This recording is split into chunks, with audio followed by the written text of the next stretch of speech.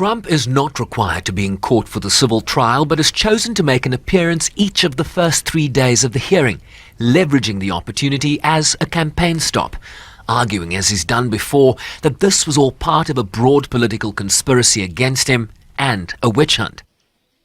This is a continuation of the single greatest witch hunt of all time. We have a rogue judge who rules that properties are worth a tiny fraction, 1/100th, a tiny fraction of what they actually are. The crime is against me because we have a corrupt district attorney, but we have a corrupt attorney general, and it all comes down from the DOJ. They're totally coordinated this in Washington because I'm the leading candidate, I'm leading Biden by 10 points.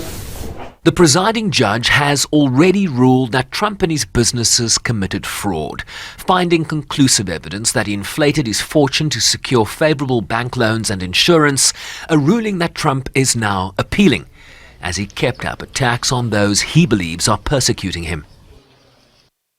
Judge Engoron has been given false and extremely misleading information about my net worth. Private company, nobody's supposed to know my net worth, but now everybody is and will, and I hope you're impressed. We built a great company. But he's been given false information, misleading information, and corrupt information by a very corrupt and incompetent Attorney General, Letitia James. This woman is grossly incompetent. She ran on the basis, I will get Trump without knowing anything about me.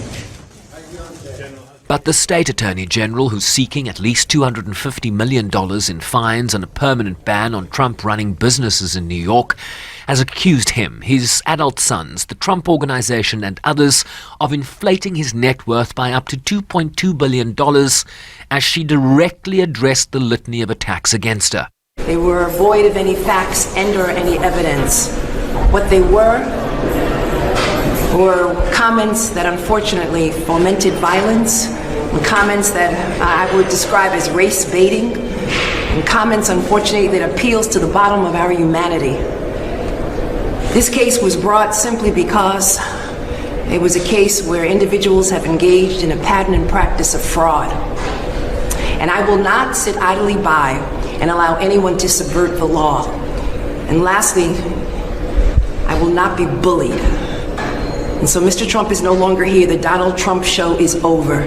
This was nothing more than a political stunt, a fundraising stop. And now we can continue to go forward with our trial, and we are confident that justice will be served. Judge Arthur Engoron earlier issued a gag order against Trump after he posted a social media attack on the judge's law clerk. The judge warned Trump during the second day of trial that personal attacks against members of the court staff were unacceptable and inappropriate and ordered him not to do so again. The judge himself and the Attorney General are excluded from that order. But the last 3 days do give us some insight into the colorful political theater that will continue to play out around Trump's multiple court cases as he runs for the Republican nomination to be president next year.